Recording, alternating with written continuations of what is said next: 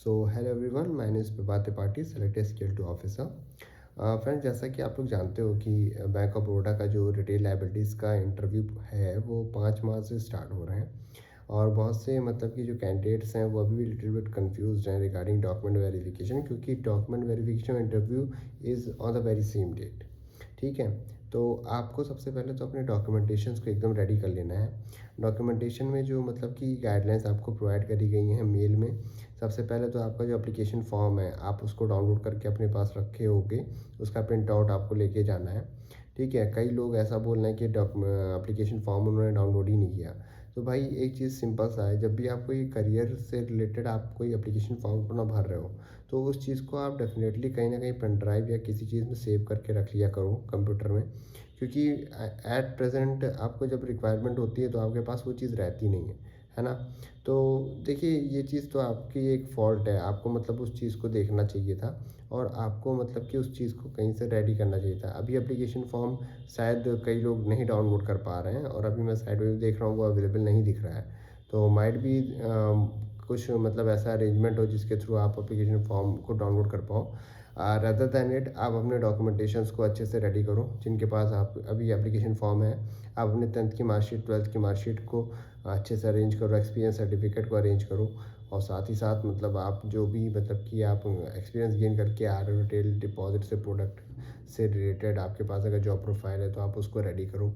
Apart from it, आपको जो है कई लोग कंफ्यूज हैं कैरेक्टर सर्टिफिकेट को लेके। तो देखिए, कैरेक्टर सर्टिफिकेट 2 रेफरीज से मांगा गया है। इसमें कोई भी चल सकता है, कोई भी मतलब कि पब्लिक सेक्टर बैंक में जहाँ पे भी आपका अकाउंट हो, अगर वहाँ का ब्रांचेड भी साइन करके दे देता है, आप अपनी पासबुक लेके जाओ कि आप वहाँ पे अकाउंट होल्डर हो, तो वो मतलब कि आपके एक डॉक्यूमेंट पे साइन करके आपको दे देंगे कैरेक्टर सर्टिफिकेट पे। आप वहाँ से बनवा सकते हो, या कोई मतलब कि गेस्टेड ऑफिसर हो आप उससे साइन करा लो और सील अगर करके अपने नाम के दे देते हैं। बहुत से लोग होते हैं जो मतलब गेस्टेड ऑफिसर पोस्ट पे और सीएमओ में होते हैं, चीफ मेडिकल ऑफिसर, आप उनसे मतलब साइन करा लो एक कैरेक्टर सर्टिफिकेट, तो वो चल जाएगा, उसमें कोई दिक्कत नहीं है। ठीक है, स्कूल कॉलेज का भी कैरेक्टर सर्टिफिकेट चलता है।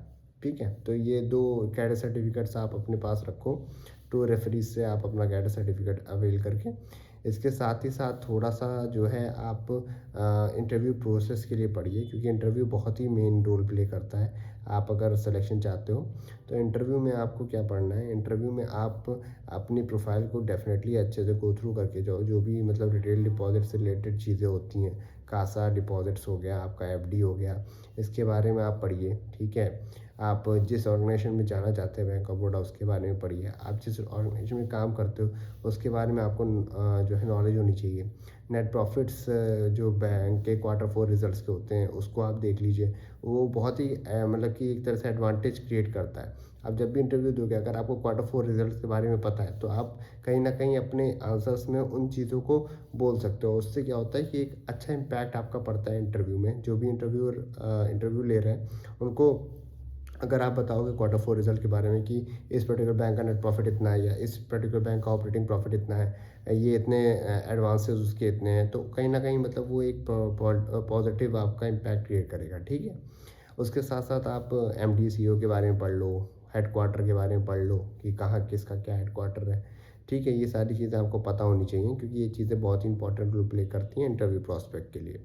उसके साथ साथ आप जो है अपने स्किल्स के बारे में देखो, अपनी हॉबीज़ के बारे में देखो, क्या क्या आपके अचीवमेंट्स हैं उसको देख लीजिए, कहाँ पे आपने क्या अवार्ड जीता। अगर आप इन सारी चीज़ों को डेफिनेटली इंटरव्यू में बताओगे तो मुझे लगता है कि एक पॉजिटिव इम्पैक्ट पड़ेगा और डेफिनेटली आपका सिलेक्शन होगा। तो ये सारी चीज़ों के साथ मैं एंड कर रहा हूँ इस पर्टिकुलर वीडियो को।